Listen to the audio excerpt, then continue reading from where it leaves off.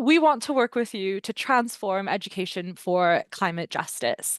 We're really delighted to be looking for a project manager to work with us. Who's excited about the role of education in transforming our world for climate justice and for sustainability. And so we're hiring a project manager to support the delivery of our education programs at our organization. Through this role, you'll partner students with their universities, with their colleges, with local organizations to embed sustainability and climate justice in all student learning. So just some introductions. My name is Sonia Perez. I'm a senior project manager at Students Organizing for Sustainability, or SOS UK, and I manage our education programs. And so I'm the hiring manager for this role, and I'm also going to be the line manager for the successful candidate. I'm based in Glasgow, but I'm originally Canadian. I don't know if you can tell from my accent. Some people say it's changed quite a bit, but I do have a Canadian accent, and my family is Indian. So I have a background in history as well as environment and development. And I've actually learned about education for sustainable development and education through my role at SOS. So I didn't come in specifically with an education background. It's something that through this organization I've been able to learn more about. So I'm really passionate about the power of education to change our world. And I absolutely love being able to work on transformational programs that really have very clear impact for students and for other stakeholders. So I've been here for 4 years and have absolutely enjoyed every minute of it. So I'll hand over to my colleague Michelle to introduce herself. Yeah, hi everyone. I'm Michelle. I'm our head of people and culture here at SOS UK. I'm based in London and I'm currently joining you from our London office. I work across a number of different programs, but absolutely improving our inclusivity and intersectionality of our work and really looking at how the role that HR can play in that. HR can be an absolute radical tool for good, and I work to embed that, across our processes. And yeah, really looking forward to hearing more from Sonia about this opportunity. I'll hand back over to her now. Thanks, Michelle. So just a bit about the role. So we are hiring for a project manager education who'll be working with us specifically on our education work. And we want to, I think in a lot of job adverts, there's a lot of information on what we want to see from you. But I also really want to highlight what you will get from this role and something that we've just been asking colleagues and thinking about what you actually get from the role. And we've come up with these 3 points, but there's lots more beyond these 3 points. So through this role, what you'll be able to do is develop and foster a close network of students, academics, teaching and professional staff, senior leaders in universities and colleges and elsewhere, activists, organizers, trade union members, government officials, and more. So one of my favorite things about the role is just knowing so many people across the UK and globally who are passionate about the same things, working on the same things, and getting to keep in touch and develop those relationships through our education programs. So you'll also be able to shape and feed into the delivery and the development of education across universities and colleges in the UK, across all nations in the UK and globally as well. And I think this is really important. And this speaks, so our programs are very much focused around transforming education. And in this role, you will play a key role in understanding and developing what that transformation actually looks like as well. And then, of course, there's engaging in and leading innovative and progressive initiatives in partnerships with students, living labs, experiential learning, approaches to decolonizing education and ensuring justice is at the center of education. So these are all of the things that you will be supported to do through the role and develop in as well. So what I'd like to do now is go over 4 areas that the role will be involved with. And this could change, but this is very likely what the role will be centered around. So the first is our biggest education program, which is called Responsible Futures. So Responsible Futures is what we call a whole institution approach to embedding sustainability across all student learning in universities and colleges. So the program has been delivered in the UK for 10 years now, which is really exciting. We just celebrated a decade of Responsible Futures. And our international pilot began in October of 2023, and we're actually launching the international program fully in October 2024. So just a couple of months from now. So Responsible Futures is a supported change program, which means that we support an institution to change and to make interventions, and an accreditation mark that works to put sustainability at the heart of student learning. So what the program does is we provide a framework of criteria and accompanying support to essentially foster an environment for staff and students to work together to embed sustainability into teaching and learning. Very excitingly, there's also a student-led audit that provides the institution with really valuable feedback on the work that they're doing to embed sustainability in learning, as well as recommendations from their students. And the audit determines Responsible Futures accreditation, which is really sought after by institutions in the UK and now more so globally as well. And just zooming out a bit, what the program does is really legitimize and mainstream sustainability in education, ultimately ensuring that all students leave their place of learning with knowledge, skills, and attributes needed to create a just and more sustainable society.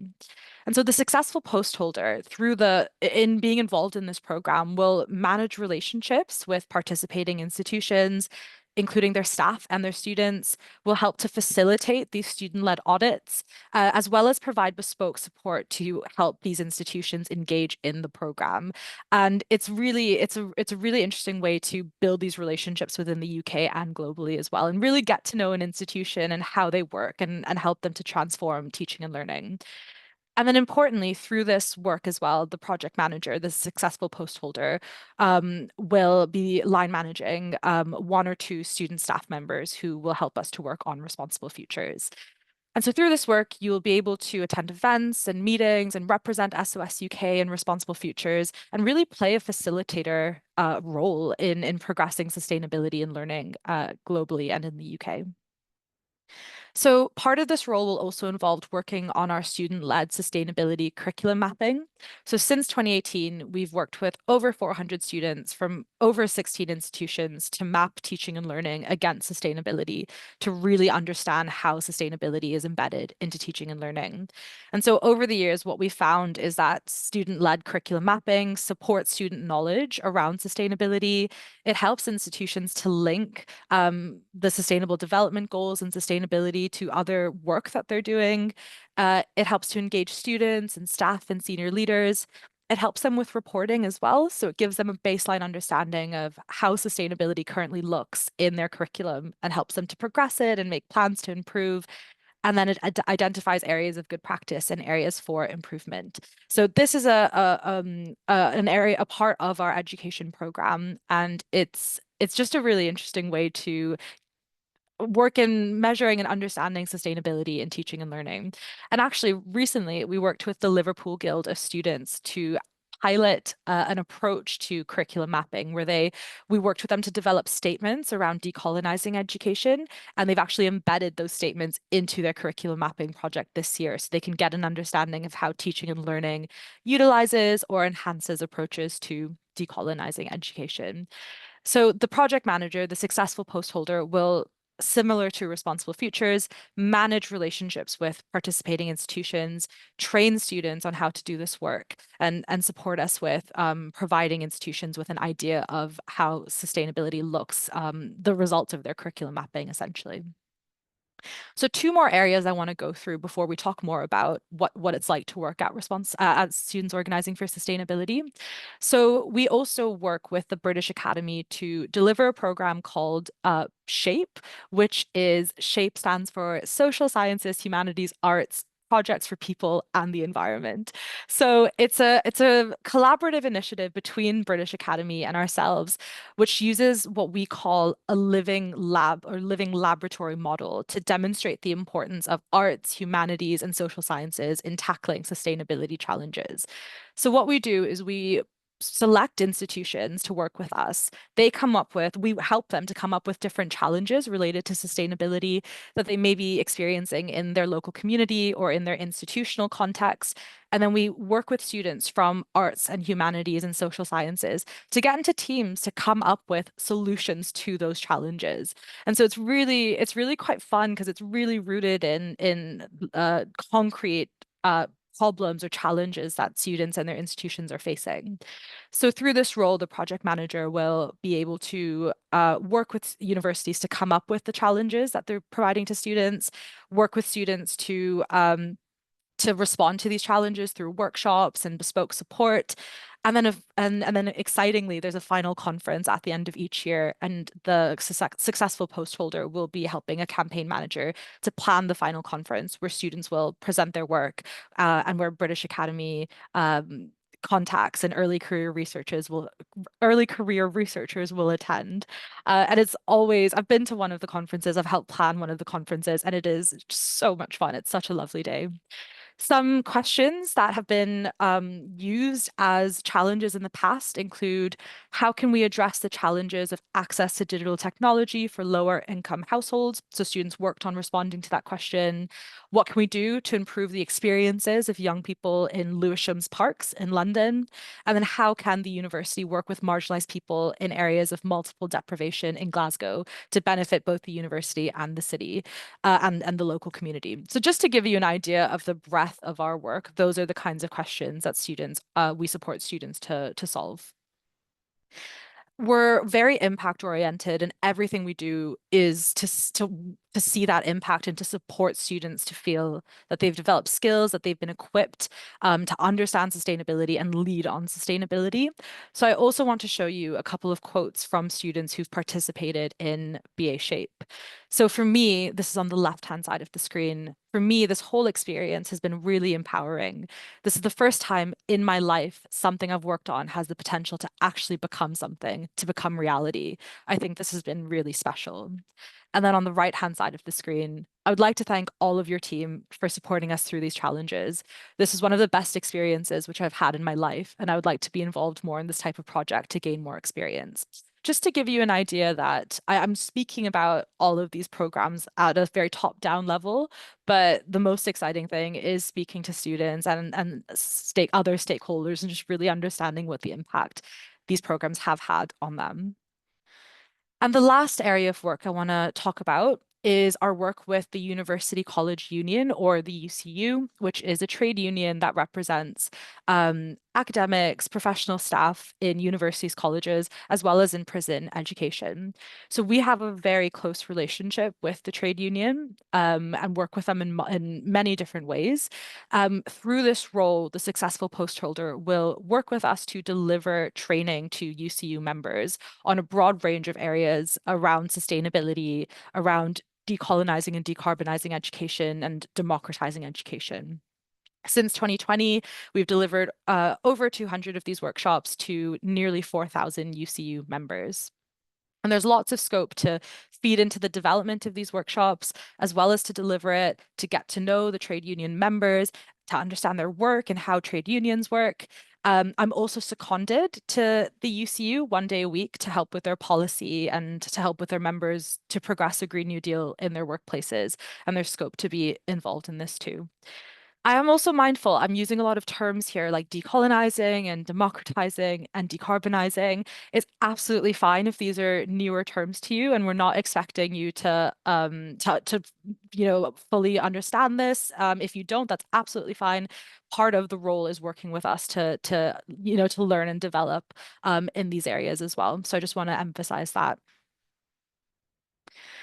So this is from Khadija Eves O'Connor, who is a current project manager at Students Organizing for Sustainability. And Khadija's on the right-hand side of this photo. And so Khadija actually in the recruitment pack wrote quite a bit about what her experience has been like being a project manager at Students Organizing for Sustainability, working in education programs. And I've just taken a snippet of what she has said. If you're passionate about education for sustainable development and doing impactful work, you're in the right place. You have so many opportunities to expand your knowledge and bounce off others in safe spaces.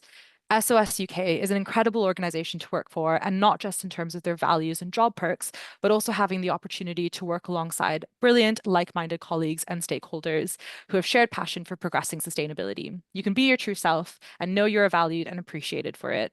Do exactly that in your interview, and you will certainly shine through. Great. So I've just gone over what the role looks like, in particular, the areas that will the role will be involved in delivering. What I'd like to do now is talk a bit more about the organization, what we do, and what it's like to work for SOS UK. So I'll hand over to Michelle to talk more about SOS UK. Brilliant. Thank you so much, Sonia. Just to say as well, if you have any questions as we're going along, just a reminder that you can use the Q&A function to put them through. Only Sonia and myself will be able to see who's submitting those questions. Lovely. So SOS UK, Students Organising for Sustainability, is an education charity, and we're really focused on sustainability and climate justice. So we're very values led, and that's not just something that we say, it's something that we try and live through all of our policies and our ways of doing things. And we were set up by the student movement to respond to the urgent need to transform education for climate justice. So at SOS UK, we do try wherever possible to listen to our staff and allow them to adapt the way that they work in a way that makes it better for them. So SOS UK staff are supported to have flexibility and autonomy in their roles. And this may be in the way that you think that a task should be done. It could also be in things like how you work your working hours. So we have a lot of staff that do condensed hours to fit around childcare or other commitments or just personal preferences as well. And we support them with that. We have staff based across the UK. We try wherever possible, if somebody requests something, to give it a good consideration and try and allow people to adapt their role to suit them well. We have a lot of different benefits that we offer through the role. So we have quite a generous pension that's above our legal requirement. We have support and paid time for learning and development built into everybody's role. And that may be to help you kind of get more out of your role and gain more skills, or potentially to move onwards within the organisation or within the wider sector. And we have a cycle to work scheme. We offer things like eye care vouchers and free flu vaccinations alongside a health cash plan, which is it's not like private healthcare, but it's like a package that that supplements the NHS. So for things like dental care, where there's an amount that you have to pay towards it, this scheme helps refund some of those costs. We have a minimum of 27 days paid annual leave, and we also get every bank holiday off, as well as additional leave for each year of service. And Christmas, the break between Christmas and New Year, we get off without using any additional leave as well. You will get a work laptop and home office equipment, and we have a bursary for new staff to get them set up for home working, whether they're working at home all of the time or some of the time. And we also have a very active and wonderful trade union, as well as a number of different staff groups for staff with a shared identity. So things like we have a Black and people of colour staff group. We have a disabled and neurodivergent staff group, parents and carers, people of faith, LGBTQIA+. So and those groups are self-governed and supported to help feed into the organisation and help us become as inclusive as inclusive and radical as we can be. We also have a fair and transparent pay scheme. So everybody knows what everybody else is paid within the organisation, and you're paid based on your work rather than how confident you've been to ask for more money. And those pay bands are reviewed annually with the trade union and usually go up in line with cost of living.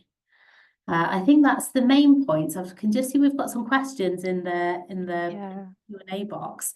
So somebody's asked what a parental leave, so that's paternity and maternity offer is.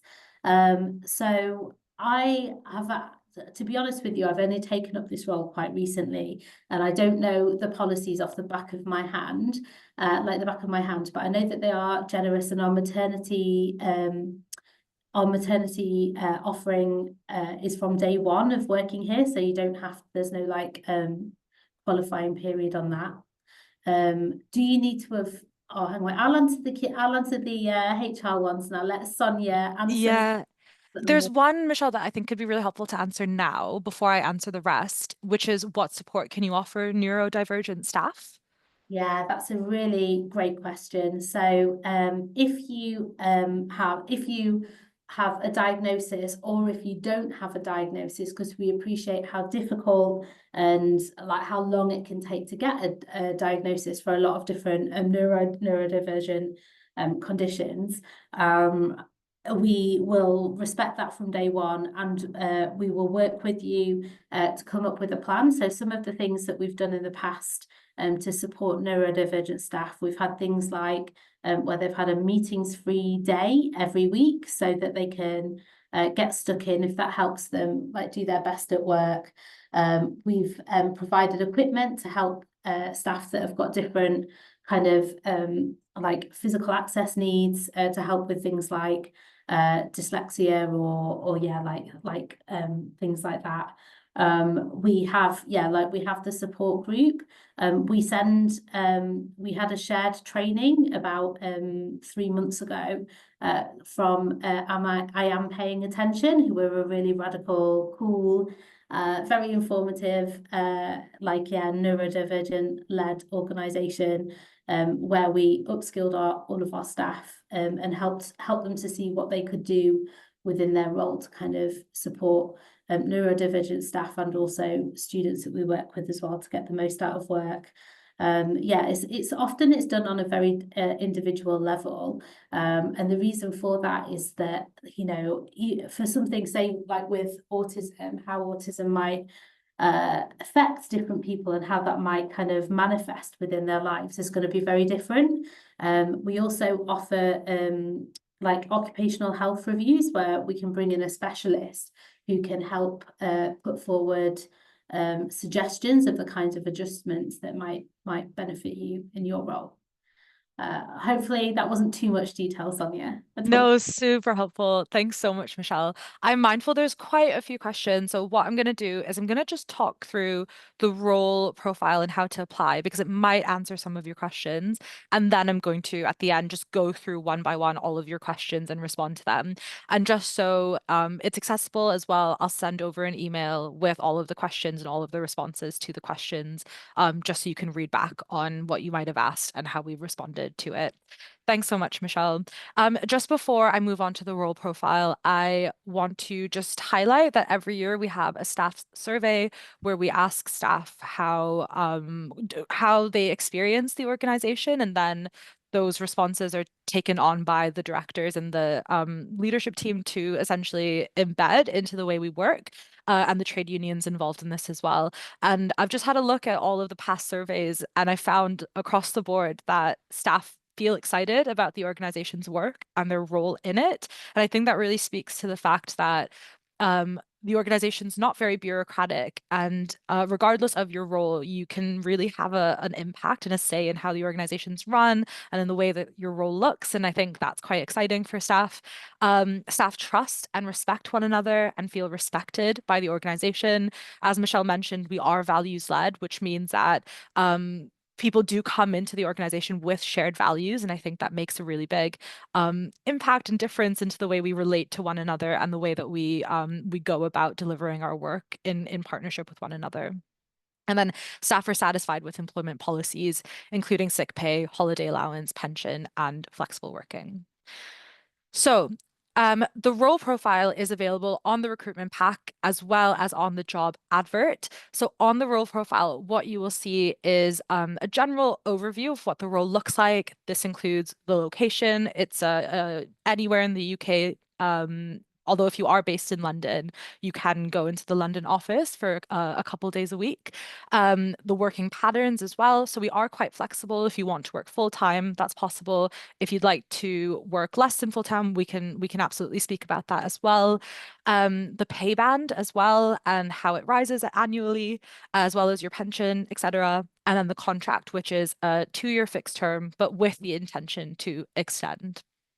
Then The role profile also highlights the key responsibilities. And so this is again a lot very much aligned with the programs that I mentioned, exactly what you'll be doing in this role.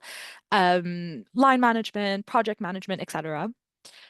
And then this is the key bit for the application that I want you to definitely ask questions about, because I want to make sure that you fully feel confident with these areas. So this is the person specification. And so what you'll see is that we go through qualifications and experiences, knowledge and skills, and then we highlight whether it's an essential or a desirable specification.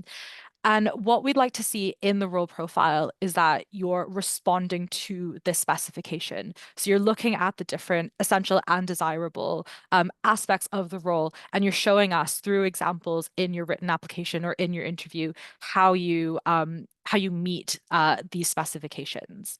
And then we also end with attributes. And so, how to apply? So, the deadline is a week today, I believe a week. The end of the day, so 11:59 on the 28th of August. We do offer a guaranteed interview scheme for Black and people of candidates of color, as well as disabled candidates who meet all of the essential criteria in the role profile. Although you have to opt into it. So there's going to be an option to opt into this when you fill out the application form. And we can't consider it for the guaranteed interview scheme if you don't opt into it. So that's fully your choice. We're happy to provide disability accommodation at any point in the recruitment process. So just get in touch with us. If you're chosen for an interview, if you're invited to an interview, let us know if there's any accommodation that you might need. And we're more than happy to support you with that. And then we'll also send you the interview questions ahead of the interview. So you'll have the full questions so you can really get an idea of what you'd like to share with us. So just some tips. As I mentioned, please focus on the role specification so we can really see how you meet the criteria. We always recommend using the STAR method to show us examples as well as the outcome of your work. And so the STAR method is explaining how you meet the specification through a situation, explaining the situation, the task that you were faced with, what you did, your action, and then the result of that. And that's just such a helpful way for us to understand really concrete examples of your work. There's a couple questions in the chat box around transferable skills or the types of experience. There's absolutely no need for you to have direct experience. We're not expecting all candidates to have direct experience. What we'd really like to see is how your experience is transferable. So if you don't have a sustainability background, how is your background transferable to sustainability? For example, if you haven't worked with students before, but you have worked with other stakeholders, how is that transferable? What kinds of approaches do you use with the current people you work with that you can also use with students? So absolutely fine if it's not direct. We just really want to see how you then apply your current experience in this role. And then, of course, how your values align with the overall mission of the work. So, lots of questions coming in, which is very exciting, and I'm going to go through all of them in just a moment. But I just want to go through timelines and next steps. So we're currently at our webinar. I'm going to send over the recording and the responses to your questions after the session. The 28th is the deadline. By the 30th, we will be sending invites to shortlisted candidates. We're doing two-stage interviews, but we're trying to make it as simple as possible for you. So the first stage will be short conversations that you don't really have to prepare for. The first stage will be on the 5th and the 6th of September, and then it'll just be a 15-minute Teams conversation. Then on the 11th and 12th will be the second stage, which will be longer interviews where we will send you questions, the full questions beforehand, including a short prepared task.